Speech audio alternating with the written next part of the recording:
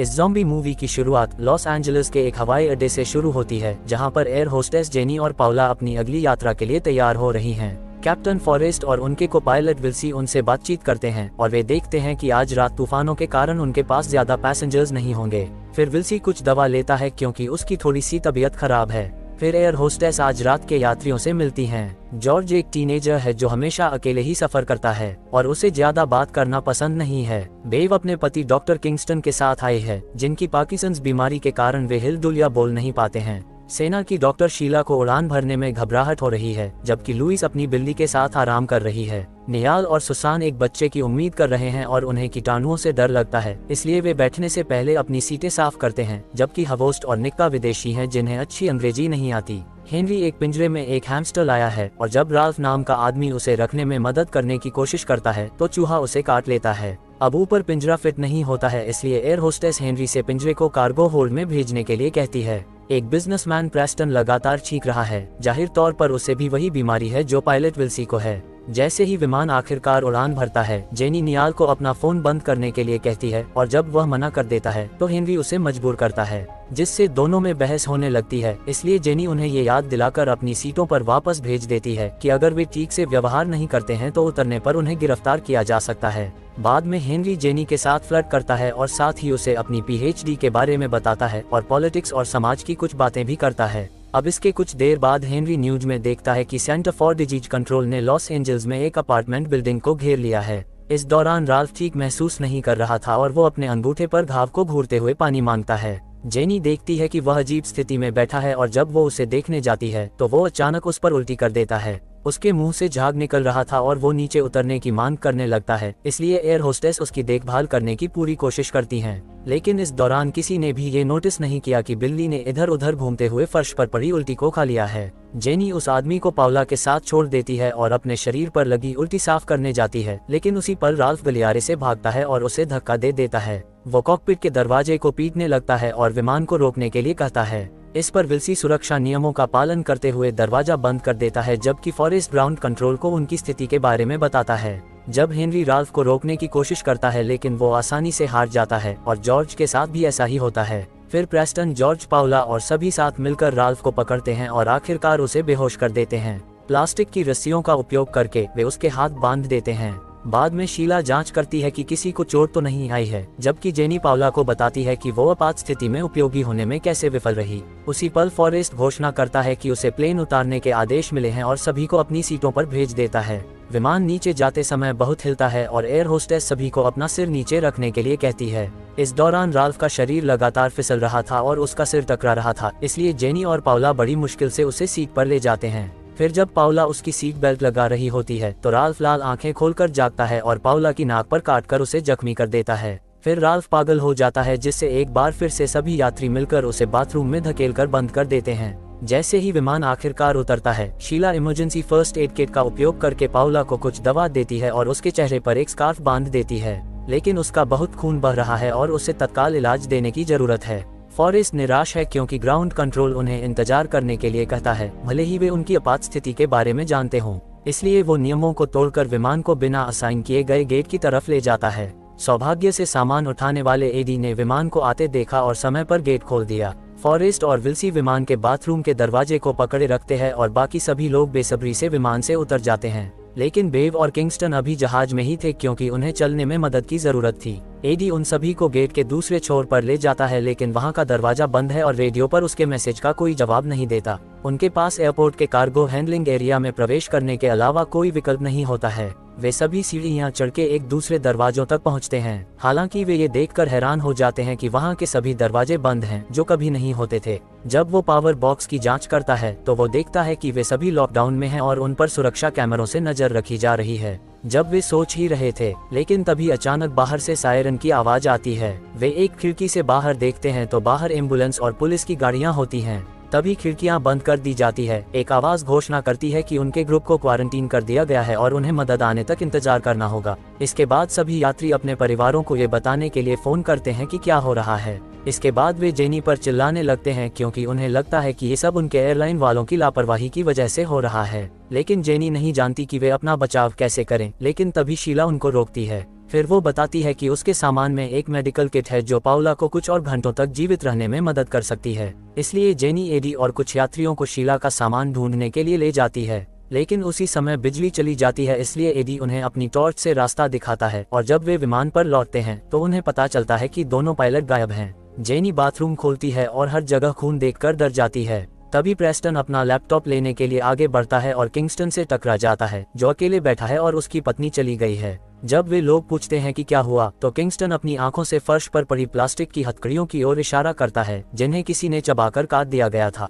इस बीच एडी फर्श को काटता है ताकि हैच तक पहुंचा जा सके जो उन्हें सीधे सामान रखने की जगह पर ले जाता है। जेनी शीला की मेडिकल किट ढूंढ लेती है जबकि नियाल अपने सूटकेस से एक बंदूक निकाल लेता है। एडी डर जाता है जब एक चूहा उसके पैरों के पास से गुजरता है, लेकिन हेनरी को लगता है कि वह उसके हेडमास्टरों में से एक था क्योंकि उसे टूटा हुआ पिंजरा मिला है। जैसे ही जेनी होल्ड से ऊपर निकलती है तो वो देखती है कि प्रेस्टन का लैपटॉप खून से सना हुआ है। तभी गलियारे के अंत में विल्सी गुर्राते हुए रेंग रहा था और वो भी खून से सना हुआ था।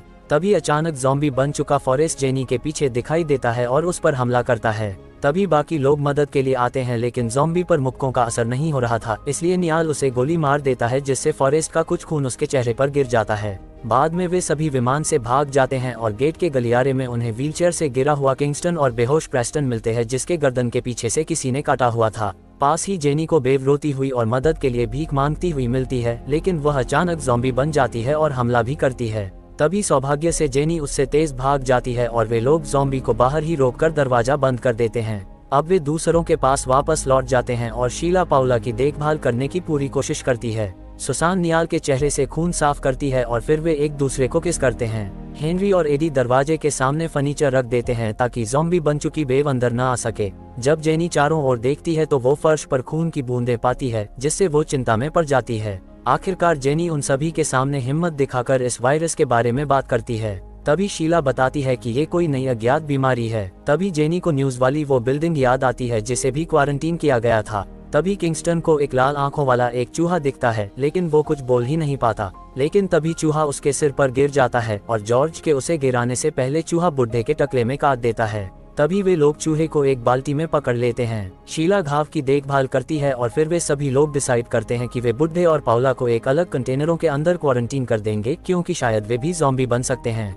फिर एडी एक दस्ताने का उपयोग करके चूहे को पकड़ता है और देखता है कि उसके पैर पर एक टैग है जिसका मतलब है कि वो एक किसी साइंस लैब से भाग गया है। ये देखकर जॉर्ज कहता है कि हेनरी उसे लाया था और उसने हैमस्टर के बारे में झूठ बोला था क्योंकि जॉर्ज ने पहले पिंजरे में लंबी पूंछें देखी थी। जब हेनरी इससे इनकार करता है तो जेनी उसे सच्चाई जानने के लिए उसे अलग ले जाती है। हेनरी कसम खाता है कि उसने ऐसा नहीं किया और कहता है कि लैब के चूहे सिक्योरिटी चेक पास नहीं कर पाते। जैसे ही वे एक दूसरे को सांत्वना देने के लिए गले लगाते हैं, अचानक राल्फ बाहर आता है और जेनी पर कूद पड़ता है जबकि हेनरी उसे रोकने की कोशिश करता रहता है। दूसरों को चीखें सुनाई देती हैं और वे मदद के लिए दौड़ते हैं। सभी अपनी ताकत लगाकर राल्फ का एक पाइप से गला घोंट देते हैं। उसी पल एडी को रेडियो पर एक संदेश मिलता है कि सीडीसी आखिरकार पहुंच गया है। फिर सभी दरवाजे पर इकट्ठा होते हैं, लेकिन 4 अधिकारी उन्हें बाहर निकालने के बजाय खुद अंदर आते हैं। वे बंदूक की नोक पर सभी को पकड़ते हैं और चूहे और नियाल के बंदूक को ले जाते हैं। फिर वे पाउला और किंगस्टन के पास जाते हैं ताकि उन्हें इंजेक्शन दे सकें। जब वे लोग उनसे सवाल करते हैं तो अधिकारी केवल ये कहते हैं कि ये प्रोटोकॉल है। फिर अधिकारी दूसरों को भी वैक्सीन लगवाने की मांग करते हैं, जिस पर हर कोई हिचकिचाता है, इसलिए लुईस सबसे पहले राजी होती है। लेकिन इससे पहले कि उसे इंजेक्शन लगाया जा सके, उसकी ज़ॉम्बी बन चुकी बिल्ली उसकी गर्दन काट लेती है और भाग जाती है। एक अधिकारी गोली चलाता है लेकिन हर निशाना चूक जाता है। किंगस्टन भी अब ज़ॉम्बी में बदल जाता है और उस आदमी पर कूदकर उसे काट लेता है। अन्य अधिकारी किंगस्टन को गोली मार देते हैं और अपने साथी को दूर ले जाने की कोशिश करते हैं, लेकिन दरवाजा बंद था इसलिए वे उसे खोलने के लिए गोली मारते हैं और बाहर भाग जाते हैं। ये देखकर हवोस्ट को उनके पीछे भागने का मौका मिल जाता है, लेकिन पुलिस उन्हें देखते ही गोली चला देती है। उनमें से सिर्फ एक एजेंट बचता है क्योंकि उसके सिर्फ पैर में गोली लगी थी। फिर सभी उस जीवित एजेंट को अंदर खींचकर दरवाजा बंद कर लेते हैं, लेकिन उसी पल उन्हें ज़ॉम्बीज़ की दहाड़ें पास आती सुनाई देती हैं, इसलिए वे एक कंटेनर के अंदर छिपने के लिए भागते हैं। सुसान रुक जाती है जब वो देखती है कि नियाल के मुंह से झाग निकल रहा है, इसलिए दूसरों को उसे अंदर खींचना पड़ता है और वे समझाते हैं कि वह भी इन्फेक्टेड है। कंटेनर बंद करने के बाद शीला बताती है कि प्रत्येक इंजेक्शन का कलर अलग था, इसलिए सभी को अलग अलग वैक्सीन मिल रही थी, जिसका मतलब वो कोई प्रोटोकॉल नहीं था। हेनरी एक बंदूक उठाता है और उस अधिकारी को सब कुछ बताने के लिए मजबूर करता है। पता चला कि वो सीडीसी के साथ नहीं है, वास्तव में वो एक अलग संगठन के साथ है जो होमलैंड सिक्योरिटी के तहत काम करता है। उनकी एक यूनिट कुछ घंटे पहले उस न्यूज वाले अपार्टमेंट में गई थी, लेकिन कोई बाहर नहीं आया। तभी उन्हें वहां किसी संकी ग्रुप द्वारा बनाई गई एक बायोटेरल लैब मिली। उन्होंने एक जीवित व्यक्ति पर एक एक्सपेरिमेंट करने की कोशिश की, लेकिन इससे स्थिति और खराब हो गई, जिसका अर्थ है कि इन सभी पर अगला मानव परीक्षण होने वाला था। ये बीमारी चूहों से फैलती है। ये बताने के बाद ऑफिसर हेनरी से बंदूक छीन लेता है और खुद को खत्म कर देता है। इससे सभी बहुत घबरा जाते हैं। तभी एडी को याद आता है कि ये टर्मिनल अक्सर एक पुरानी जल निकासी सुरंग के कारण बाढ़ में डूब जाता है, जिसका मतलब ये था कि अगर वे इसे ढूंढ ले तो वे इसके माध्यम से भाग सकते हैं। लेकिन तभी अचानक एक ज़ॉम्बी कंटेनर के ऊपर एक छेद पर दिखाई देता है और एडी का हाथ पकड़ लेता है। हेनरी उसे गोली मारने की कोशिश करता है, लेकिन उसे पता चलता है कि उसके पास गोलियां नहीं हैं। एडी जॉर्ज को एक बटन दबाने के लिए कहता है, जिससे कंटेनर ऊपर उठाता है, जिससे ज़ॉम्बी ऊपर दब जाता है। बाद में सभी कंटेनर को छोड़कर आगे बढ़ते हैं। तभी जेनी देखती है कि हेनरी गायब है। निक्का पीछे पीछे चलती है, लेकिन अचानक कोई उसे भी खींच लेता है। तभी चोरी छिपे हेनरी एक बैग खोलता है जिसमें एक और बंदूक है। जैसे ही ग्रुप भागता है, जेनी फिसल जाती है और पाउला को देखती है जो अब एक ज़ॉम्बी बन चुकी है। जेनी को स्वीकार करना पड़ता है कि ये अब उसकी दोस्त नहीं है, इसलिए वो एक रिंच का उपयोग करके उससे लड़ती है और उसे प्लेटफॉर्म से धक्का देकर खत्म कर देती है। फिर वे एक ऑफिस में पहुंचते हैं जहां वे टर्मिनल के ब्लूप्रिंट की तलाश करते हैं, जो उन्हें दीवार के माध्यम से जल निकासी सुरंग तक जाने का रास्ता दिखाएगा। इस बीच जॉर्ज हेनरी का बैग चुरा लेता है और उसके अंदर उसे लैब एक्सपेरिमेंट के रिकॉर्ड वाले संदिग्ध डॉक्यूमेंट मिलते हैं और साथ ही एक रहस्यमय डिब्बा भी मिलता है। तभी उसी पल दो ज़ॉम्बी उन पर हमला कर देते हैं, लेकिन हेनरी वापस आता है और समय पर दोनों को गोली मार देता है। एडी देखता है कि हेनरी को काट लिया गया है। तभी जॉर्ज डिब्बा खोलता है जिसमें ढेर सारी दवा और एक सिरिंज निकलती है, जिस पर हेनरी आखिरकार कबूल करता है कि वो चूहे लाया था और बताता है कि वो उस ऑफिसर द्वारा बताए गए उस गुप्त वैज्ञानिकों के संगठन का हिस्सा है और उनका लक्ष्य पृथ्वी से इंसानों को साफ करना है, जो हर दिन अधिक हिंसक और विनाशकारी होते जा रहे हैं। अगर जॉर्ज ने एंटीडोट नहीं दिया तो हेनरी जेनी को मारने की धमकी देता है। तभी एडी उस पर कूदकर उसे रोकने की कोशिश करता है, लेकिन उसे गोली लग जाती है और वो मर जाता है। बाकी लोग अब डरे हुए हैं और हेनरी को एंटीडोट दे देते हैं, जिसे वो अपने घाव के खून में मिलाता है और अपनी आंख में इंजेक्ट करता है। वो बताता है कि उसके समूह के लोग हर जगह फैले हुए हैं, जिसकी वजह से उसके चूहे सिक्योरिटी चेक में पास हो गए थे। अब हेनरी जॉर्ज को बंधक बनाकर वहां से जाने लगता है। जेनी उसे रोकने की कोशिश करती है, लेकिन हेनरी उसे धक्का देकर गिरा देता है और बच्चे और ब्लूप्रिंट के साथ भाग जाता है। कुछ देर बाद जब जेनी बाहर आती है और उसे संक्रमित प्रेस्टन मिलता है, पीछा शुरू होता है और ज़ॉम्बी लगभग उसे पकड़ लेता है, इसलिए जेनी को उसे लात मारनी पड़ती है। फिर वह उसे एक मशीन की तरफ ललचाती है और हैच के ढक्कन से उसके सिर पर तब तक मारती है जब तक वह मर नहीं जाता। इसके बाद वो जॉर्ज की तलाश जारी रखती है। तभी वो पास में ज़ॉम्बी बन चुकी निक्का को देखती है तो उसे दूसरा रास्ता लेना पड़ता है। दूसरे कमरे में जाते ही वह शीला से टकरा जाती है, जिसने एक ऑफिसर के थर्मल चश्मे बरामद कर लिए हैं। वह उन्हें जेनी को पहनाती है और बताती है कि उसे भी ज़ॉम्बी ने काट लिया है, इसलिए वो जेनी को जॉर्ज के पीछे जाने के लिए कहती है, जबकि शीला मुख्य कमरे में वापस जाती है और बचे हुए ज़ॉम्बीज का ध्यान भटकाने के लिए जोर से बात करती है, जिससे ज़ॉम्बी तुरंत उस पर कूदकर उसे मार डालते हैं। जेनी को दीवार में एक छेद मिलता है, जिसे हेनरी ने सुरंग के पीछे जाने के लिए खोला था, और जब वो अंदर जाने वाली होती है तो ज़ॉम्बी बुढ़िया उसे पकड़ लेती है, इसलिए रिंच का उपयोग करके वो बुढ़िया ज़ॉम्बी को तब तक मारती है जब तक वह गिर नहीं जाती। फिर जेनी दीवारों के बीच के हिस्से से गुजरती है। थर्मल चश्मे की मदद से वो जमीन पर खून की बूंदें देखती है। खून के निशान का पीछा करते हुए जेनी को ब्लूप्रिंट और हेनरी की शर्ट एक सीढ़ी के पास मिलती है जो जल निकासी सुरंग में जाती है। वह नीचे देखती है और जॉर्ज को पाती है, जो बताता है कि एंटीडोट काम नहीं किया और अब हेनरी भी ज़ॉम्बी बन गया है। जॉर्ज की चेतावनियों को अनदेखा करते हुए जेनी नीचे जाती है और देखती है कि ऊपर से कुछ खून गिर रहा है। तभी अचानक हेनरी प्रकट होता है और उस पर हमला करता है, जिससे उसके चश्मे गिर जाते हैं और हेनरी उसे इधर उधर पटकने लगता है। तभी जॉर्ज गिरा हुआ चश्मा पहनता है और बंदूक उठाकर हेनरी को गोली मार देता है। अब आजाद होकर जेनी चश्मा वापस ले लेती है और हेनरी को सिर पर रिंच से मारकर खत्म कर देती है। उसी पल हैच के नीचे से आग की लपटें दिखाई देती हैं, जिसका मतलब है कि बाहर की टीमें टर्मिनल को जला रही हैं,